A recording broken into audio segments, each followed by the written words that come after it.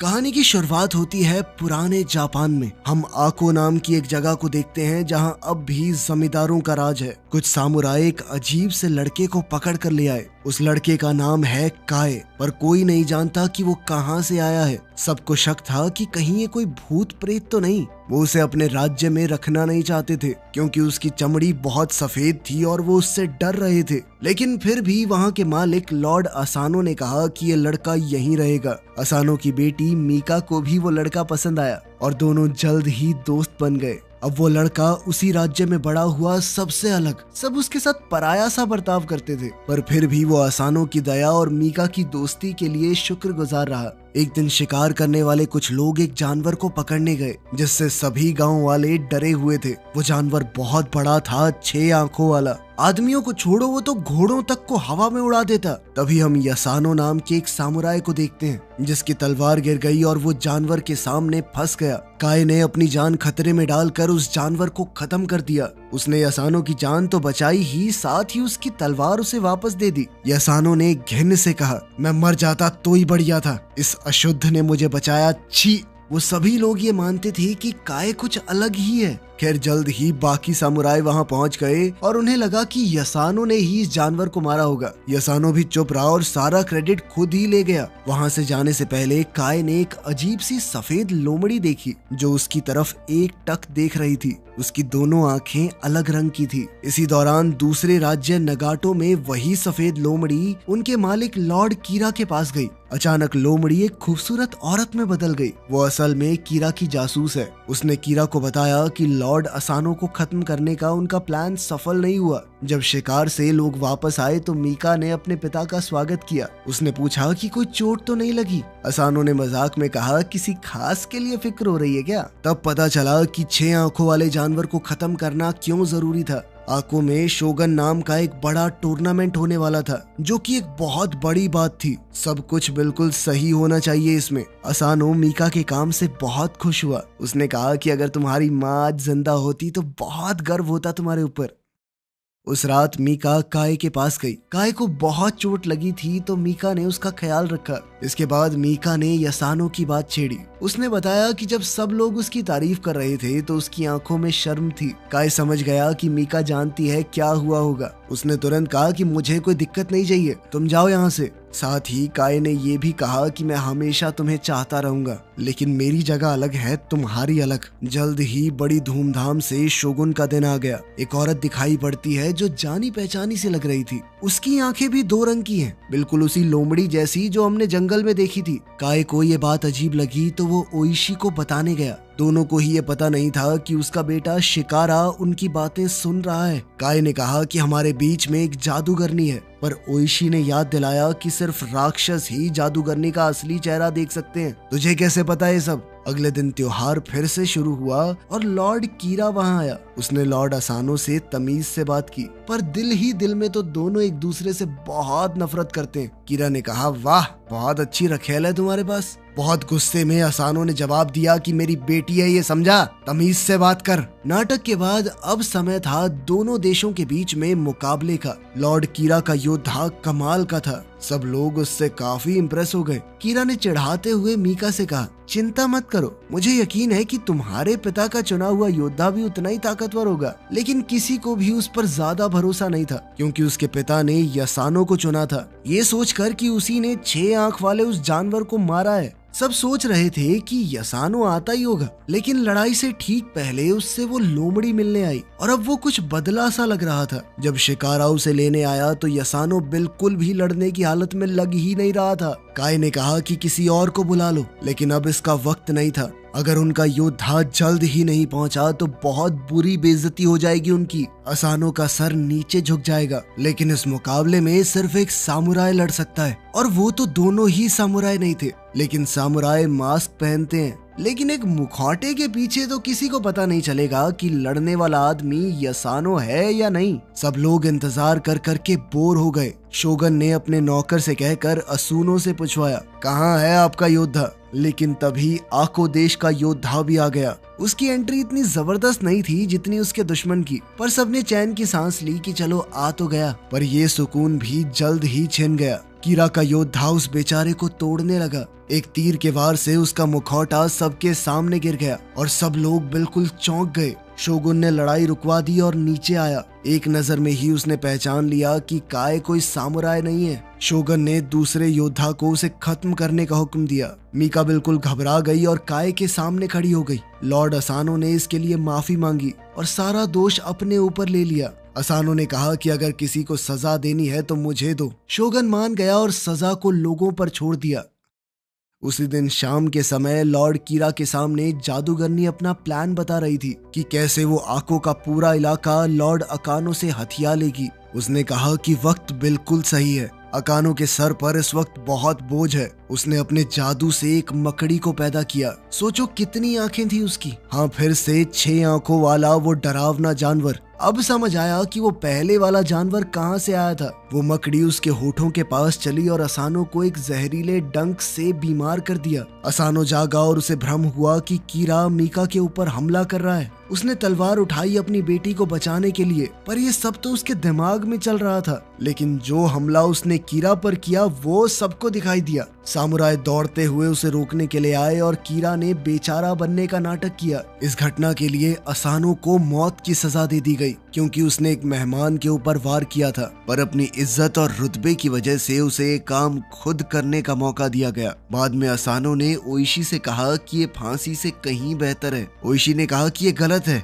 आपकी गलती क्या है, आपको वश में किया गया था। पर असानो अब सिर्फ अपने परिवार की इज्जत बचाने के बारे में सोच रहा था। इसके बाद वो मीका से अलविदा कहने चला गया। उसने मीका से कहा कि रोना मत, उन्हें दिखाना मत कि तुम कमजोर पड़ रही हो। फिर वो एक जगह गया ओइशी के साथ। ओइशी ने उसके लिए तलवार साफ की। काय अभी भी अपने घाव से उभर रहा था, लेकिन बाकी सब वहीं मौजूद थे और उन्होंने असानो का अंत देखा। सामुराई उसकी मौत का बदला लेना चाहते थे। ओइशी ने कहा कि अगर अब लड़ाई शुरू हुई तो उनके पूरे इलाके में लोग खतरे में पड़ जाएंगे। सिर्फ योद्धा नहीं बल्कि किसान और गांव वाले भी। योद्धाओं का पहला फर्ज होता है बाकियों के बारे में सोचना। मीका ने शोगुन से कहा कि असानो की इकलौती बेटी होने के नाते वो ही इस पूरे इलाके को संभालेगी जब तक उसकी शादी नहीं होती। पर वो नहीं जानती थी कि सब कुछ तो पहले ही तय हो गया है। अब से लॉर्ड कीरा ही एको के इलाके का मालिक है। मीका को शोक मनाने के लिए 1 साल दे दिया गया। उसके बाद उसकी शादी कीरा से कर दी जाएगी। ओइशी और असानो के बाकी फौजियों के लिए शोगुन ने ऐलान किया कि अब वो सामुराई नहीं रहे,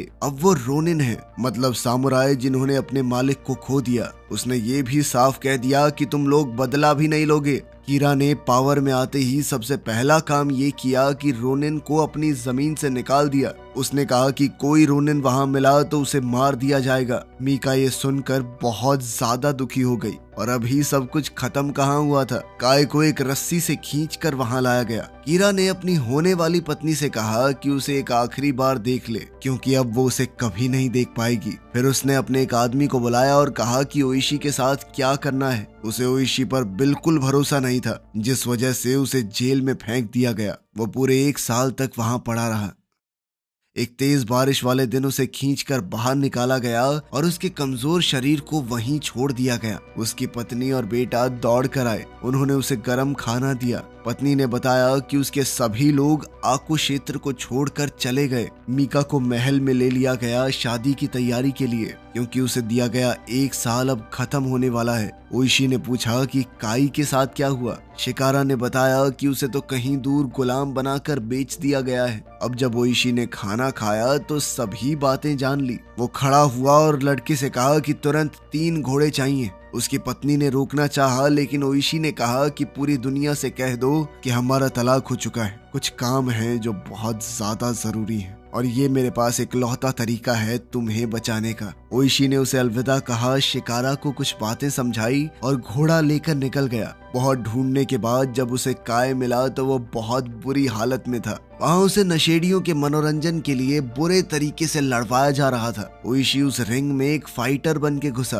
क्योंकि बस इसी तरीके से वो काय से बात कर सकता था। लेकिन पिछले 1 साल में काय सिर्फ एक लड़ने की मशीन बन चुका था। उसके ऊपर इस हद तक प्रताड़ना हुई थी कि अब वो ओइशी को पहचान तक नहीं पा रहा था। ओइशी कहता रहा, बे मैं हूँ, ध्यान दे, लेकिन काय उस पर लगातार वार करता रहा, मानो बस उसका शरीर लड़ रहा हो, अंदर से मर चुका हो। वो कुछ सोचने समझने की ताकत नहीं है। उसे तब होश आया जब उसने मीका का नाम सुना। फिर उन दोनों ने उस लड़ाई की जगह से भाग निकलने का रास्ता बनाया, गोलियों से बचते बचाते। जब वो दूर तक चले गए तब दोनों बात करने लगे। अब उनका रिश्ता बिल्कुल बदल गया था। काय अब वो शांत चेला नहीं रहा, अब वो बोलने में तेज और बहुत गुस्से वाला बन गया था। साथ ही ओइशी ने माना कि मुझे तुम्हारी वो जादूगरनी वाली बात माननी चाहिए थी। लॉर्ड कीरा ने उनके मालिक को धोखे से मरवाया है। उसे अब काय की मदद चाहिए थी और 1 साल तक जेल में रुकने से उसकी सोच भी बहुत बदल चुकी थी। इसीलिए अब ओइशी काय के साथ बहुत इज्जत से बर्ताव कर रहा था। जल्द ही कीरा के महल के बाहर एक आदमी पहुंचा। वो डच आइलैंड से कुछ खबर लेकर आया था। उसने बताया कि जिस योद्धा को तुमने हमें बेचा था वो एक सामुराई की मदद से भाग गया। जिसके बाद कीरा ने जादूगरनी से जल्द ओइशी को ढूंढने को कहा। वो चाहता है कि ओइशी को पूरी तरह खत्म कर दिया जाए। उधर काय और ओइशी तालाब तक पहुंच गए जहां शिकारा उनका इंतजार कर रहा था। शिकारा ने ओइशी के सभी लोगों को वहां इकट्ठा किया हुआ था। उसने कहा कि उसके पास एक प्लान है, लेकिन ये प्लान शोगुन के हुक्म के खिलाफ था। मतलब जो भी इसमें शामिल हुआ वो ज्यादा दिन तक जिंदा नहीं बच पाएगा। जैसे ही उसने बताया कि उसका मकसद है लॉर्ड कीरा को खत्म करना, तो सब लोग उत्साह से चिल्ला उठे। सब उसके प्लान के हिसाब से काम करने को तैयार हो गए। किले में बहुत से गार्ड्स मौजूद हैं, बहुत सुरक्षा है, इसीलिए उन्हें पता करना होगा कि कीरा अपने मंदिर के दौरे पर कब जा रहा है। उन्हें और लोगों की भी जरूरत है और तलवारों की भी। ओइशी ने ये काम अपने कुछ लोगों को दिया। उनमें से एक आदमी काय पर गुस्सा हो गया, उस पर हमला करने की कोशिश की, ये कहते हुए कि वो एक सामुराई नहीं है। ओइशी ने उसे रोका और कहा कि तुम भी नहीं हो, हम में से कोई सामुराई नहीं है अब। फिर हर एक टीम अपने अपने काम पर चली गई। जल्द ही ओइशी और काय यूत्सु नाम की एक जगह पर पहुंचे, जो कि तलवार बनाने वालों का एक गांव था। वो जगह ऐसी लग रही थी मानो कोई सुनसान नगरी हो। एक भी आदमी नहीं दिख रहा था। जैसे ही उन्होंने कुछ सिपाही देखे तो ओइशी ने कहा कि जी हम तो किसान हैं, कुछ औजार खरीदने आए थे। सिपाही ने कहा कि अब ये लॉर्ड कीरा का गांव है। सैनिकों ने शिकारा के हाथ देखकर ये कहा कि ये किसान के हाथ तो नहीं लगते। काय समझ गया कि क्या होने वाला है और उसने तुरंत उन फौजियों के ऊपर हमला बोल दिया। उसने सबको इतनी जल्दी खत्म कर दिया कि बचे हुए लोग बहुत ज्यादा डर गए। उन्होंने मरे हुए सिपाहियों की तलवारें उठानी शुरू की। अब तक ये साफ हो गया था कि कीरा ने पूरा इलाका जीत लिया है और अब उन्हें वहां से हथियार नहीं मिलेंगे। तब काय ने अपना राज ओइशी को बताया। उसने कहा कि हम तेंग्यू जंगल में हथियार ढूंढ सकते हैं जहां मैं भूत प्रेतों के बीच पला हूं। उसने कसम भी खाई कि वो कभी उनका दिया हुआ जादू इस्तेमाल नहीं करेगा। ओइशी को उसकी भूत प्रेतों वाली बातें पसंद नहीं आई, लेकिन उसके पास कोई दूसरा चारा भी नहीं था। बदला तो उसे किसी भी हाल में लेना था। तभी उनका एक आदमी लॉर्ड कीरा के अगले दौरे की जानकारी लेकर आया, लेकिन अचानक वो एक सुंदर लड़की से मिला और उधर ही उलझ गया। उसकी आंखें बहुत अलग थी। उसने पूछा, तुम्हारा नाम क्या है? उधर ओइशी के लोग संभल कर जंगल में घुसे। उन्होंने उत्तर दिशा के बारे में पूछा और काई ने कहा कि वहां भूत हैं। इसके बाद ओइशी और काई एक अंधेरी गुफा में घुस गए, जबकि बाकी लोग बाहर ही रुके हुए थे। अगर बहुत से लोग एक साथ गए तो भूत प्रेत नाराज हो जाते हैं। काय ने ओइशी को कहा कि कुछ भी हो जाए लेकिन अपनी तलवार मत निकालना, ध्यान रखना चाहे कुछ भी हो जाए। उधर गुफा के बाहर खड़े रोनिन आपस में बातचीत करने लगे। वो ये समझ नहीं पा रहे थे कि आखिर ओइशी को काय के ऊपर इतना भरोसा क्यों है। थोड़ी बातचीत के बाद उन्होंने फैसला लिया कि हमें काय के ऊपर भरोसा नहीं है। अगर उसने अंदर ले जाकर ओइशी को मरवा दिया तो। अब वो लोग भी गुफा के अंदर जाने को तैयार हो गए, जो कि उन्हें किसी भी हालत में करने से मना किया गया था। उधर काय एक अंदर वाले कमरे में अकेला गया। जल्दी ही एक अजीब सा दिखने वाला आदमी उसके पास आया। वो और काय बाहर की दुनिया के बारे में बातचीत करने लगे कि किस तरह काय जैसे लोगों के साथ बुरा बर्ताव किया जाता है। उसे भी तो मौके मौके पर गंदा खून कहा गया, हर जगह से ठुकराया गया बिना किसी गलती के। लेकिन यहाँ प्रेतों की दुनिया में उसके साथ कुछ गलत नहीं हुआ, उसे अपनाया गया। वहीं बाहर के कमरे में ओइशी अपने लोगों की नफरत देखकर हैरान हो गया। सभी लोग शौक में थे। फिर यसानो ने बिना वजह अपनी तलवार खींच ली। उसने एक अजीब सी लड़ाई शुरू कर दी और ओइशी के दिमाग में एक आवाज चलने लगी। वो बार बार यही कह रही थी कि तलवार निकाल और अपने लोगों को बचा। वो बेचैन होकर बिना तलवार की मदद करने की कोशिश करता रहा, पर उसके लोग एक एक करके गिरते रहे। तभी काय ने उस तलवार की मांग की जो उन दोनों के बीच गड़ी हुई थी। भूत ने कहा कि हाँ जरूर ले सकते हो, लेकिन सिर्फ एक शर्त पर, मुझसे पहले इसे पकड़ के दिखाओ। दोनों हवा में एक दूसरे की तरफ उड़े, पर काय बहुत तेज था। उस भूत को ये देखकर बहुत खुशी हुई कि काय में अब भी उतनी ही तेजी है। उधर दूसरे कमरे में सब कुछ उल्टा पुल्टा हो रहा था। ओइशी के लोग कभी गुफा में आए ही नहीं थे। ये सब सिर्फ उसका भ्रम था। ये ओइशी की लगन और भरोसे की एक परीक्षा थी। जब काय वापस आया तो उसके पास कई तलवारें थी। अब सभी रोनिन वापस आको के बाहर आ गए। इसोगाई वहीं पर था और उसने कहा कि लॉर्ड कीरा आज रात किला छोड़ने वाला है। ओइशी ने उसका संदेश तो ले लिया, लेकिन इस बात पर ध्यान नहीं दिया कि इसोगाई की आंखें धुंधली हो गई थी। शिकारा भी लड़ाई में शामिल होना चाहता था, पर उसके पिता ने मना कर दिया, जिसके बाद वो एक बूढ़े आदमी के साथ पीछे रुक गया। रात का समय हुआ और रोनिन चुपके से जाल में घुस गए। एक बहुत ही लंबे बालों वाला इंसान पूजा कर रहा था। उसे बस ओइशी के पास आने का इंतजार था। फिर अचानक उसने पलट कर देखा, ये वही जादूगरनी है। उसके हाथ के एक इशारे से आसपास आग लग गई। बहुत लोग मारे गए, कुछ रोनिन बुरी तरह घायल हो गए। किले में जादूगरनी ने लॉर्ड कीरा को एक तलवार दी और कहा कि ये पहले ओइशी की थी। फिर उसने मीका को चिढ़ाते हुए बताया कि कैसे मैंने अकेले तुम्हारे बाप की बची खुची फौज को भी खत्म कर दिया। उनकी बातचीत के दौरान जादूगरनी ने अपना एक खंजर मीका के पास ही छोड़ दिया, जिसके बाद मीका को एक आइडिया सूझा। उधर रोनिन के कैंप में हमें पता चला कि जादूगरनी गलत थी। हाँ, बहुत लोग घायल हुए थे, पर ज्यादातर बच गए। ओइशी ने माना कि मेरी गलती है, हमें इतना इंतजार नहीं करना चाहिए था। हमें अब तुरंत बदला लेना होगा, चाहे हार हो चाहे जीत। अगर वो मरेंगे तो भी इज्जत के साथ। तभी काय ने कहा कि हम अभी भी शुरू किया हुआ काम खत्म कर सकते हैं। अब जब वो हमला करेंगे तो उन्हें बहुत बड़ा फायदा मिलेगा, क्योंकि कीरा को लगता है कि वो सब मर चुके हैं और सुबह ही उन्हें हमला करने का एक और मौका मिल गया। काय ने वहां से जाते हुए नाटक करने वालों के एक ग्रुप को पहचान लिया। उनकी टीम पहले भी इस इलाके में नाटक कर चुकी थी। जब उन्हें रोका गया तो कलाकारों ने कहा कि हम लॉर्ड कीरा की शादी में खेल दिखाने जा रहे हैं, जिसके बाद सभी रोनिन्स ने एक नया प्लान बनाना शुरू किया और उन्हें इस बात का भी पूरा यकीन था कि संभावना है हम वापस नहीं आएंगे। और ये बात भी वो अच्छे से जानते थे कि ये कितना खतरनाक है। हो सकता है उनकी जान भी चली जाए। उन्होंने अपनी एक कहानी लिखकर तैयार की ताकि अगली पीढ़ी को पता रहे कि उन्होंने क्या किया और क्यों। सबने उसके ऊपर साइन किया, काय ने भी। अब वो उनके बीच पराया नहीं था। यसानो ने भी सबके सामने बताया कि उस 6 आंख वाले जानवर को काय ने मारा था, मैंने नहीं। थोड़ा देर से ही सही, पर चलो उसने माफी तो मांगी। साथ ही उसने बताया कि सामुराई हमेशा 2 तलवार रखते हैं और उसने काय को दूसरी तलवार दे दी।